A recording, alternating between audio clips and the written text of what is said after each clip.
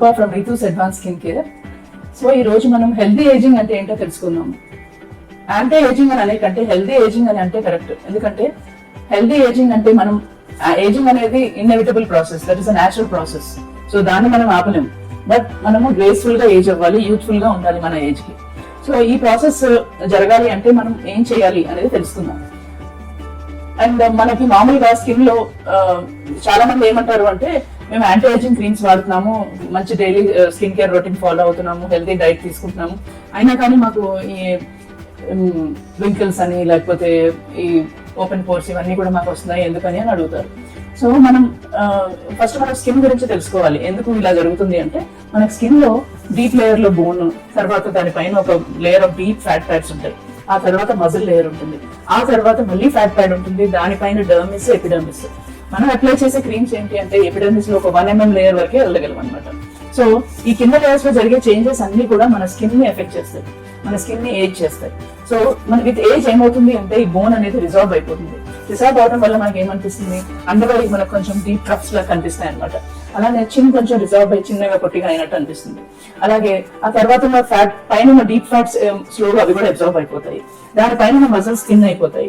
అక్కడ ఉన్న లిగమెంట్స్ ఏమైతే ఉన్నాయో ఏది ఆ లిగమెంట్ స్కిన్ ని మజిల్ కి బోన్ కి కనెక్ట్ చేస్తాయి. కనెక్ట్ చేసి దానిపైన ఉన్న ఫ్యాట్ ని ఒక కుషన్ లాగా దాన్ని ప్రొటెక్ట్ చేస్తూ ఉంటాయి అనమాట.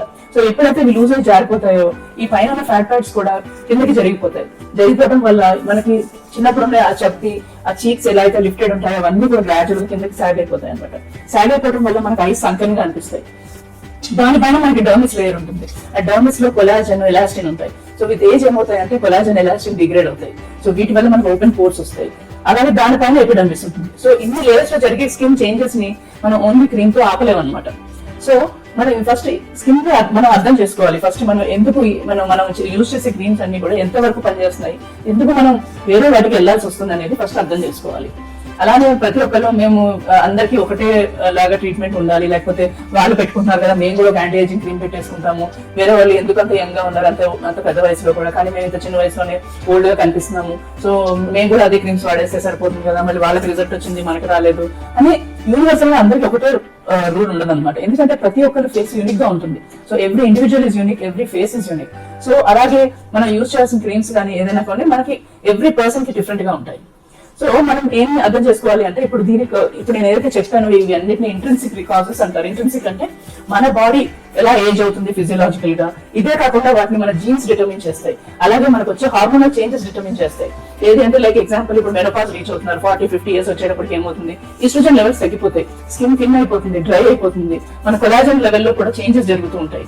అలాగే ఎక్స్ట్రెన్సిక్ కాజెస్ ఉంటాయి. ఇవేంటి అంటే ఫర్ ఎగ్జాంపుల్ ఇప్పుడు మన ఈటింగ్ హ్యాబిట్స్, అలాగే మన life style changes. So life style ఎలాగా మంచిగా టైం కి పడుకున్నామా, స్ట్రెస్ లెవెల్స్ లేకుండా ఉన్నామా, ఇవన్నీ కూడా మనం డిసైడ్ చేస్తాయి. స్మోకింగ్, ఆల్కహాల్ ఇవన్నీ మన కొలాజన్ డిగ్రేడ్ చేస్తాయి. సో ఎవరైతే ఇవన్నీ హెల్తీ హ్యాబిట్స్ ఫాలో అవుతూ న్యాచురల్ గా మనం ఏజింగ్ ప్రాసెస్ ని డిలే చేసుకోవచ్చు అనమాట. సో మనం ఏజ్ ఏమవుతుంది అంటే మనం ఒకవేళ ట్రీట్మెంట్ డాక్టర్ మనం ఎలా అసెస్ చేస్తాం అంటే పేషెంట్ ని వాళ్ళ స్కిన్ టెక్స్చర్ ఎలా ఉంది అంటే రఫ్ గా ఉందా, స్మూత్ గా ఉందా, యాక్ని స్కార్స్ ఏమన్నా ఉన్నాయా, ఓపెన్ పోర్స్ ఉన్నాయా, ఇవన్నీ చూస్తాం. అలాగే స్కిన్ టోన్, దాని పైన ఏమైనా సన్ స్పాట్స్ వచ్చినాయా, ఏజ్ స్పాట్స్ అంటాము, అలాగే లేకపోతే ఏమైనా పిగ్మెంటేషన్ వచ్చిందా, దాని టోన్ ఎలా ఉంది, ఇవన్నీ కూడా చెక్ చేస్తాం. సో మనం టోన్ చూస్తాము, టెక్స్చర్ చూస్తాము, అలాగే ఓపెన్ పోర్స్. విత్ ఏజ్ ఏమవుతుంది ఓపెన్ పోర్స్ ఎందుకు వస్తాయి అంటే ఐదర్ అక్కడ వచ్చే సీబం ఏదైతే ఉందో గ్లాండ్స్ ద్వారా అది అక్కడ కలెక్ట్ అయిపోయినా కూడా ఆ డక్స్ అనేవి డైలేట్ అవ్వచ్చు, అప్పుడు ఓపెన్ పోర్స్ వస్తాయి. అలాగే మనకి ఏమైనా ఆ డక్స్ ఏమైనా డ్యామేజ్ అయ్యి ఉండొచ్చు, అంటే డ్యామేజ్ అంటే విత్ ఏజ్ కొలాజన్ డిగ్రేడ్ అవడం వల్ల ఆ డక్స్ సరిగ్గా దాని ఓపెనింగ్స్ అనేవి డైలేటెడ్ గా అయిపోవచ్చు అనమాట. ఎందుకంటే అక్కడ కొలాజన్ సరిగా లేక దాన్ని స్లోగా అది డిగ్రేడ్ అవడం వల్ల. సో ఇవన్నీ కూడా మనం ఆలోచించాల్సిన విషయాలు అనమాట. సో ఇది అవ్వచ్చు, లేకపోతే ఇంకా డీప్ గా మనకు చేంజెస్ జరిగి ఉంటాయి, లైక్ డీప్ రింకిల్స్ వస్తాయి. స్టాటిక్ లైన్స్ అంటే కొంతమందికి మాట్లాడుతున్నప్పుడే రింకిల్స్ కనపడతాయి, కొంతమందికి అలా కాదు, మనిషి మొహం చూసినప్పుడు కూడా డీప్ గా లైన్స్ కనపడుతూ ఉంటాయి ఫోర్ హెడ్ మీద. సో అవి స్టాటిక్ రింకిల్స్. అదా లేకపోతే వాల్యూమ్ లాస్ ఉందా అంటే కొన్ని రోజులకి బుగ్గలు ఈ ఫ్యాట్ అంతా కూడా లోపలికి వెళ్ళిపోయి సంఖ్యంగా అనిపిస్తుందా.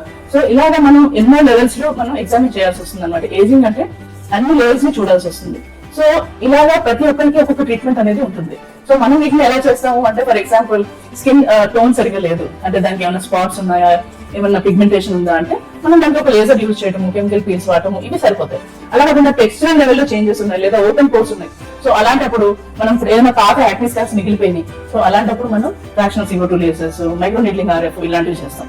ఇది చేసినప్పుడు యాక్నీ స్కార్స్ ఇంప్రూవ్ అవడమే కాదు, అక్కడ ఉన్న కొలాజన్ కూడా రీమోడల్ అవుతుంది. సో మళ్ళీ ఎవరైతే బార్డర్ లైన్ ఉన్న 30, 40, 40s అట్లా రీచ్ అయ్యే వాళ్ళకి మంచి కొలాజన్ కూడా రీమోడల్ అవుతుంది.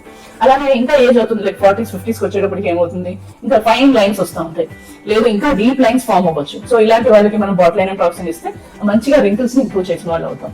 అలాగే మళ్ళీ చాలా వాల్యూమ్ లాస్ జరిగింది, అలాంటప్పుడు మనం హైల్రానిక్ యాసిడ్ ఫిల్లర్స్ ఇవ్వచ్చు, లేదా థ్రెడ్ లిఫ్ట్, మంచిగా థ్రెడ్ లిఫ్ట్ చేయడం వల్ల ఇన్స్టెంట్ గా మనకి రిజల్ట్ కూడా కనిపిస్తుంది.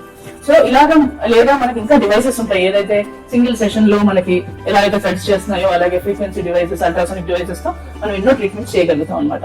సో అవతల వారి ఎవరికి నీడ్ ఎలా ఉంది అనే దాన్ని బట్టి మనం యాంటీ ఏజింగ్ ట్రీట్మెంట్స్ మనం హెల్ప్ చేస్తాం అన్నమాట ఇవి చేస్తూ. సో ఇలా కాకుండా మామూలుగా జనరల్ గా మనం ఫాలో అవ్వాల్సింది ఏంటి అంటే, దీనికి పెద్దగా ఏమి డైలీ రొటీన్ ఏమి ఉండదు. యూజువల్ గా నైట్ లో రెటినాల్ బేస్డ్ క్రీమ్స్, మంచి anti oxidant serums day time, దాంతో పాటు మంచి సన్ స్క్రీన్ యూజ్ చేసుకుంటే యూజువల్ గా 30s, 40s వరకు కూడా మనం ఆ ప్రొసీజర్స్ చేసుకుంటూ ఎప్పుడైనా విజిట్ చేసి ఏమైనా ఆక్నే స్కార్స్ కానీ ఏదైనా స్పాట్స్ ఉంటే ట్రీట్మెంట్ ఇచ్చుకుంటే మనకు సరిపోతుంది. లేదు మనగా ఏజ్ ఎక్కువైంది, లైన్స్ రింకిల్స్ వస్తున్నాయంటే మనం అనుకున్నట్టుగా వేరే ట్రీట్మెంట్స్ కూడా వెళ్ళొచ్చు అనమాట. సో ఇదే కాకుండా మంచి foods rich in antioxidants ఇవన్నీ తీసుకుంటూ ఎక్సర్సైజ్, మెడిటేషన్, యోగా ఇలాంటివి చేయడం వల్ల ఏమవుతుంది అంటే మనం ఎక్స్ట్రిన్సిక్ గా ఎఫెక్ట్స్ ఏమీ లేకుండా మన బాడీ పైన మన ఏజింగ్ ని డిలే చేయొచ్చు. సో ఒక విధంగా మనం చెప్పాలంటే మనం తీసుకునే మెడిసిన్స్, సిరమ్సే కాదు, మన తినే ఫుడ్, మనం చేసే ఎక్సర్సైజ్, మన లైఫ్ స్టైల్, మన స్ట్రెస్ అండ్ మనం ప్రాక్టీసెస్, మంచి ప్రాక్టీసెస్ లైక్ మెడిటేషన్ ఇలాంటివి చేయడం వల్ల మనం ఎప్పుడు మన బాడీని హెల్తీగా యంగ్ గా ఉంచుకోవచ్చు అనమాట. Thank you.